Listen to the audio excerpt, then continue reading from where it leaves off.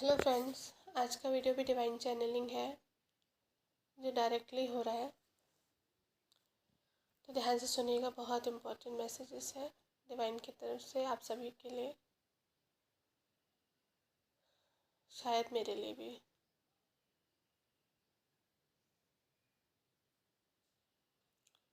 Divine कहते हैं कि आप सभी को अपनी बॉडी की रिस्पेक्ट करनी है, बॉडी का ख्याल रखना है, क्योंकि इस दुनिया में, इस धरती पे, इस 3D मटेरियलिस्टिक लाइफ में एक यही चीज़ है जो आपकी अपनी है। आपकी बॉडी ही है जो आपकी अपनी है, आपका घर है। आप जो है, आप सोल हैं, आप आत्मा है, और आपका घर जो है वो बॉडी है आपकी। तो उसकी रिस्पेक्ट करिए। आप हर चीज़ का ख्याल रखते हैं, हर चीज़ का, ससुराल का, मायके का, है ना, घर वालों का, अपने घर का, अपने बच्चों का, अपनी पढ़ाई का, दुनिया का, हर रिश्तों का, हर चीज़ का। जिनका नहीं रखना उनका भी रखते हैं, बट एक्चुअल में जो आपका अपना है, आपका शरीर, जो आपके चले जाने पर वो भी चला जाता है ना। आप जब मरते हो तो आपकी बॉडी जलती है, पर उस आपकी बॉडी के अलावा कोई भी ऐसी चीज़ नहीं है जो आपके साथ जाती है या आपके लिए ख़त्म हो जाती है। आपके पति, आपके बच्चे, आपके मम्मी पापा, या कोई भी ऐसा रिश्ता, या कोई भी धन दौलत, या आपकी स्टडीज़, आपकी पढ़ाई, कुछ भी, या आपका काम, आपका पैसा, कुछ भी आपके साथ नहीं जाता या आपके लिए नहीं मिटता। जाता तो शरीर भी नहीं है, बट वो आपके लिए मिट जाता है। तो कोई भी ऐसी चीज़ नहीं है, कोई भी ऐसा इंसान नहीं है जो आपके लिए मिट जाए आपके जाने पर। थोड़े टाइम तक सब परेशान होते हैं, बट वापस से सब स्टेबल हो जाते हैं थोड़े टाइम पर, है ना। जैसे रिश्तेदार हैं, मम्मी पापा, बच्चे, हस्बैंड, कोई भी हो, लेकिन आपका शरीर आपके साथ मिट जाता है। तो यही सही मायने में आपका घर है, जो आपका अपना है ना। आप ससुराल मेरा घर है, मायके मेरा घर है, ये समझ के सबकी केयर करते हो, पर एक्चुअल में जो आपका घर है उसकी आप केयर नहीं करते हो, उसकी रिस्पेक्ट नहीं करते हो। तो करो डियर, करो। जब तक आप इस शरीर में हो ना, तभी तक आपके पास मौका है कि आप ईश्वर की भक्ति करके अपने लिए मुक्ति प्राप्त कर सकते हो। और ये मौका ना बहुत मुश्किल से मिला है आपको। पता है ना आपको, 84 लाख योनियों में जब जन्म लेकर आपने अलग अलग जन्मों में, अलग अलग रूप से जन्म लेकर, अलग अलग योनियों में जन्म लेकर आपने ये जन्म पाया है, मनुष्य जन्म, मनुष्य जीवन पाया है ना। तो इसकी कद्र करो, और जिस चीज़ के लिए ये मिला है आपको, वो कर्म करो। आपको समाज में, परिवार में, रिश्तों में बंधने के लिए नहीं आए हो आप अपनी मुक्ति प्राप्त करने के लिए आए हो। तो याद रखो इसको। और जब आप 64,000 योनियों में जब होते हो ना, 84 लाख योनियों में जब होते हो, तो आप करते क्या हो? आपको पता है आप क्या करते हो? आप करते हो सिर्फ मेरी भक्ति। जब आप एक वृक्ष बनकर रहते हो, जब आप एक पौधा बनकर रहते हो, जब आप एक जानवर बन के रहते हो, कीट पतंग कुछ भी रहते हो ना, तो आप करते क्या हो? आप करते हो मेरी भक्ति, अपने कर्म को निभाते हो और मेरी भक्ति करते हो। इन बाकी योनियों में कोई रिश्ता नहीं होता, कोई बंधन नहीं होता। देखा है कभी आपने कि किसी वृक्ष का कोई रिश्ता है क्या? वो किसी बंधन में है? कोई जानवर, है ना, या कोई भूत, या कोई आत्माएं जो भटक रही हैं, या कोई भी, वो क्या वो किसी कर्म बंधन में है? नहीं है। क्या वो किसी रिश्ते में है? नहीं है, उनका कर्म है। कर्म सिर्फ इतना कि जिस जीवन में वो आए हैं, जिस रूप में वो आए हैं, उसको चलाने के लिए, उस जीवन को व्यापन करने के लिए जो उस शरीर की नीड है, उस नीड को वो पूरा करेंगे, है ना। जैसे कि टाइगर है, जैसे कि शेर है, या कोई भी वाइल्ड एनिमल है, वो दूसरे एनिमल को हर्ट करता है।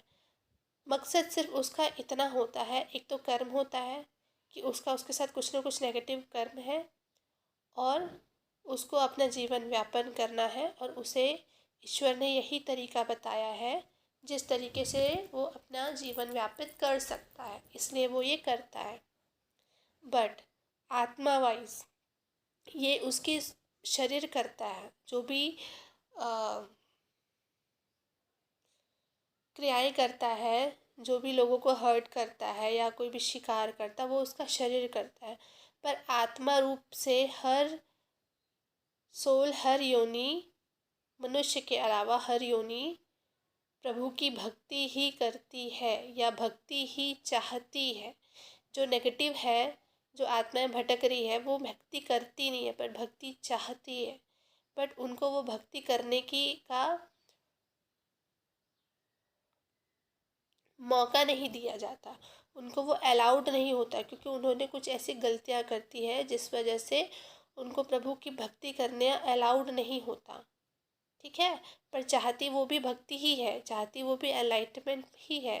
एंड बाकी जो योनियां हैं उसमें भी आपने किया क्या है, सिर्फ मेरी भक्ति, और वो भक्ति से प्रसन्न होकर एट लास्ट में मैंने आपको दिया है जन्म मनुष्य का, ताकि इस जन्म में आप वो जो भक्ति किए हो उस भक्ति का फल पा सको, उस भक्ति को अल्टीमेट लास्ट ले जाकर उसको एक डेस्टिनेशन दे सको एनलाइटमेंट का। और इससे भी ऊपर आप एक गॉड कॉन्शियसनेस में जा सको, है ना। मनुष्य जो है गॉड कॉन्शियसनेस में जा सकता है अगर उसने अपने कर्म और अपना आत्मा का स्वरूप इतना ऊंचा कर लिया है, इतना ऊंचा कर लिया है कि वो गॉड कॉन्शियसनेस में जा सकता है। पता है ना आपको, कुछ लोग ऐसे रहे हैं जिनको आज की डेट में भगवान की तरह पूजा जाता है। कुछ लोग उसको बोलते हैं कि वो इंसान थे तो हम भगवान की तरह नहीं पूजते। सबकी अपनी अपनी थॉट है, बट रियल में वो गॉड कॉन्शियसनेस तक जा चुके थे। एंड रियल में वो अभी गॉड गॉड के रूप में है, गॉड के तरह उन्हें पूजा जाता है, और रियल में वो गॉड है ना। क्योंकि उन्होंने अपने कर्म के थ्रू, अपने आत्मा की ग्रोथ के थ्रू, अपने अच्छे कर्मों के थ्रू उन्होंने वो हासिल किया है। कुछ लोग होते हैं कि जैसे भगवान जो होते हैं वो एक तो भगवान के रूप में ही स्वरूप है, उनका स्वरूप है। और कुछ लोगों को भगवान ने, वो कुछ लोगों को क्या, आप सबको भगवान ने, आप सबको गॉड ने ये मौका दिया है कि आप गॉड कॉन्शियसनेस तक जा सकते हो, पर आप अपनी ग्रोथ ही नहीं करना चाहते हो। जब आपको ये मनुष्य जीवन दिया जाता है, आपकी भक्ति से प्रसन्न होकर 64 योनियों से गुजर कर, तो आपको वो सारी भक्ति भुला दी जाती है कि ये आपका टेस्ट भी होता है कि इस धरती पर आओ और रिश्तों में बंधो, सेक्सुअलिटी में बंधो, मोह माया में बंध कर भी क्या आप मेरी भक्ति कर सकते हो? क्या इस दुनिया में रहकर भी क्या आप प्योर रह सकते हो? आपको नेगेटिव नेगेटिव थॉट्स, नेगेटिव आचरण में, नेगेटिव परिस्थिति में फंसाया जाता है जानबूझकर आपको टेस्ट करने के लिए। जितनी कठिन आपकी भक्ति होती है ना इसके पहले, उतनी कठिन आपकी परीक्षा होती है, आपके टेस्ट होते हैं, ताकि आपकी भक्ति ज़्यादा श्रेष्ठ है या आपका भटकना ज़्यादा श्रेष्ठ है। आपका क्या आपके आत्मा पर, आपके दिमाग पर, आपके बॉडी पर आपका कंट्रोल है? क्या आपके माइंड बॉडी सोल यूनिवर्स के साथ, डिवाइन के साथ, गॉड के साथ अलाइनमेंट में है? ये चेकआउट किया जाता है। एंड आप क्या कर रहे हैं? अगर आप स्पिरिचुअल हैं, अगर आप प्रैक्टिकल हैं तो बॉडी का ख्याल नहीं रख रहे हो। अगर आप बॉडी का ख्याल रखते हो, प्रैक्टिकल हो, तो आप अपने सोल का ख्याल नहीं रख रहे हो, सोल ग्रोथ नहीं कर रहे हो। और अगर आप अपनी सोल का ग्रोथ कर रहे हो और अगर बॉडी का ख्याल रख रहे हो तो प्रैक्टिकलिटी का ख्याल नहीं रख रहे हो, तो ऐसे कैसे चलेगा? ऐसे कैसे एनलाइटमेंट मिल पाएगी बताओ? ऐसे कैसे गॉड कॉन्शियसनेस में आओगे?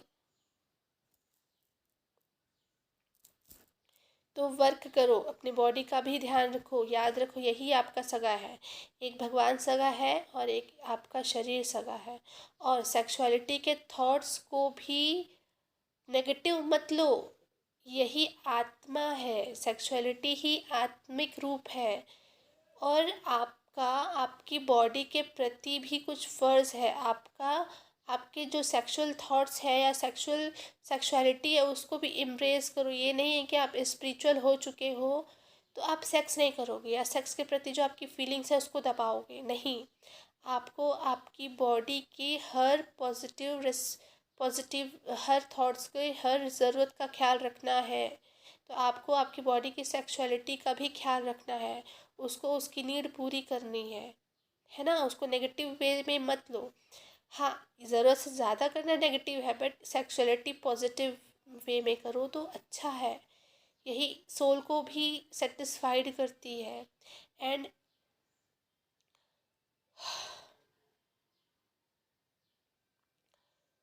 सेक्सुअलिटी को भी एम्ब्रेस करो। एंड डीएम के साथ भी अगर ऐसी परिस्थिति आती है जहाँ आपको ये बोला जा रहा है करने, तो करो विदाउट एनी एक्सेप्टेशंस, है ना। क्योंकि आपकी सोल जो है वो डीएम के साथ यूनाइट होना चाहती है, तो आप उसको सोल वाइज यूनाइट कर सकते हो मेडिटेशन के रूप में। पर जो बॉडी चाहती है अपने डिवाइन काउंटर के साथ रीयूनाइट होना, यूनियन में आना, इंटीमेट होना, उसको कैसे करोगे? क्या बॉडी की नीड नहीं पूरा करोगे, उसकी क्लेविंग नहीं पूरा करोगे, उसको कंप्लीट नहीं करोगे, तो एनलाइटमेंट तक कैसे पहुंचोगे? तो खुद से नहीं करना है। बट अगर ईश्वर ने ऐसी परिस्थिति बना दी है बिना आपकी मर्जी के, जो कोई पहले से तय नहीं था, अचानक से हुआ, तो करो, पीछे मत भागो। ये भी ज़रूरी है, इसको भी इम्प्रेस करो विदाउट एनी गिल्ट। पर ये करने के बाद आपको वो जो सुकून मिल रहा है ना, उसमें खुश रहना है। फिर ये एक्सेप्टेशन नहीं कि आपके डीएम ने आपसे शादी नहीं की, या उनको फोर्स करो या लो वाइब्रेशन में चले जाओ कि मैंने ये क्या किया। नहीं, ये आपके लिए बेहतर है एंड मदर अर्थ के लिए भी बेहतर है। मदर अर्थ डिवाइन ही ये करवाती है। आप दोनों को अगर इंटीमेट करवा रही है, आप दोनों को अगर यूनियन में ला रही है, तो उससे जो पॉजिटिव एनर्जी निकलती है वो इतनी हीलिंग होती है ना, कि वो मदर अर्थ को हील करती है एंड पूरे समाज को हील करती है। एंड ट्विन फ्लेम्स में जो एकदम नेगेटिव वाइब्रेशन चल रहा होता है ना, उसको वो पॉजिटिव करने का इतना दमखम रखती है, इसलिए करवाया जाता है डिवाइन। और जो लोग उस लायक है उनका ही करवाया जाता है। ये बहुत ही हाई वाइब्रेशन एनर्जी है। सेक्सुअलिटी बहुत ही हाई वाइब्रेशन एनर्जी होती है। एक तो लो वाइब्रेशन एनर्जी होती है जब वो हम उसके कंट्रोल में होते हैं, बट सेक्सुअलिटी जब हमारे कंट्रोल में हो, ये हाई पावर है। सेक्सुअलिटी एक पावर है, ये कुंडलिनी शक्ति है, सेक्सुअलिटी कुंडलिनी शक्ति है। एंड इसके यूनियन से आपके डीएम का भी कुंडलिनी जागृत होता है। अल्टीमेट है ये, अल्टीमेट, ठीक है। तो इसकी भी रिस्पेक्ट करो, किसी को भी नेगेटिव बैनर में नहीं लेना है कि सेक्सुअलिटी गलत है, सेक्सुअलिटी गंदी सोच है, नहीं है। यही आपका आत्मा है, यही आपकी आत्मिक रूप है। यही पावर को हम रूट चक्र से ऊपर लेकर जाते हैं क्राउन चक्र तक। यही तो कुंडलिनी है, यही तो कुंडलिनी अवेकनिंग, यही तो डीएम और डीएम की शक्ति है ना। यही तो शक्ति है जो शिव से जाकर मिलती है। तो अगर इनर आपकी आत्मिक रूप में आपकी शिव शक्ति मिल चुकी है, तो आउटर वे में भी आपकी शिव शक्ति मिलना ज़रूरी है। एंड डिवाइन अगर ऐसा चाहते हैं तो करिए, अगर ऐसी परिस्थिति बनाते हैं तो करिए, without any guilt and without any expectations and low vibration में नहीं जाना है। इसके बाद ध्यान रखना है ना, अपनी एनर्जीज लूज़ नहीं करना है, खुश रहना है। जो भी आपने फील किया, जो भी आपने इंटीमेट कनेक्शन फील किया, जो आपको सोल को सेटिस्फेक्शन मिला, उसमें सेटिस्फाइड रहना। फिर बाकी दुनियादारी की नहीं सोचनी है। सोल